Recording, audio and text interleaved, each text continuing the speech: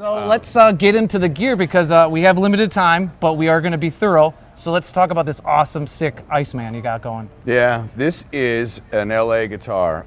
This is built by TAC, like probably, I think in 2019. It's a 27-inch scale, pretty kind of standard fare metal spec guitar. We got a maple top, it's pretty figured, and mahogany back. Purple heart stringer up the back, maple neck, ebony board. And people ask me about this bridge all the time. Yes. It's a company called ABM. They're German, and they make a tunematic stop tail tunematic stop tail bridge that has a fine tuners on the back for 7 and 8 string. I mean, I know that there's another company that's made a 6-string one for a while, but this is the first one for, you know, bridges with guitars with more than 6 strings on it. So it's my most functional guitar. Like, say we're playing a smaller stage and I can't get to, I could play our entire set on this guitar. Really? Yeah. So what do you enjoy about having those on this particular extended range instrument? It's just better stability, or what are you enjoying about having that style bridge versus another? Well, I have 2 LA guitars now. One of them we'll pull out in a second has a Floyd, and I guess I just wanted to try something new. Vogue from Decapitated had this on a guitar, and I checked it out, and I was like, "Fuck, I want to get one." Can I curse? Is it okay? Yeah, to curse? absolutely. All right, cool.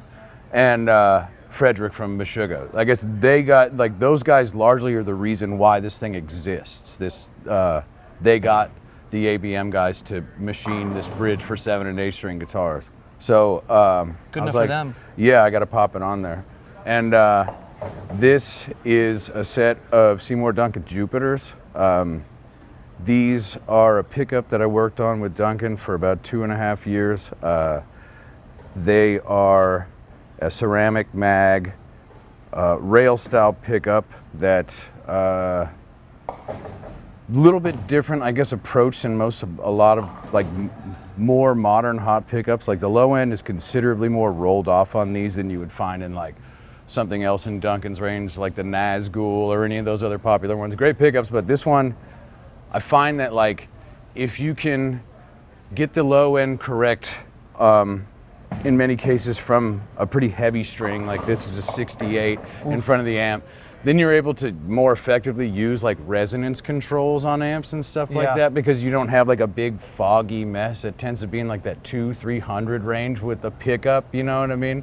Because I mean, most times, right, like when you get a guitar or a 7-string guitar, the manufacturer, I think, assumes that you're going to have like a 56 for a B string, you know what I mean? And you're probably going to be, you know, playing it in B standard. And I mean, here we are tuning down a minor third and stuff. So you got to have a heavier like string. G sharp? Yeah, G sharp standard is what our main tuning is. So it was kind of that choice, making sure that it would be something that would kind of hit the amp correct when you had bigger strings, you know what I mean? It's funny that it's settled into being, you know, like a really perfect guitar. And like the 27-inch scale guitars are really, they're cozy to me. I got pretty big hands. I don't have like Paul Gilbert size hands, but big enough to where, like, you know. You got some meat claws. Yeah, like this feels pretty normal to me for the most part.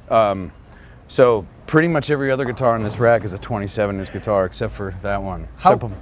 Well, sorry to cut you off, Wes. Is like, how did you get to the Iceman shape? Because before this, and you know, I'm sure everything ended amicably with Schecter, but you kind of played more of a Telly-style guitar prior to the relationship you're forming. Yeah, that was like, very brief. But what made you go with the Iceman of all the things they have in their arsenal of shapes and points?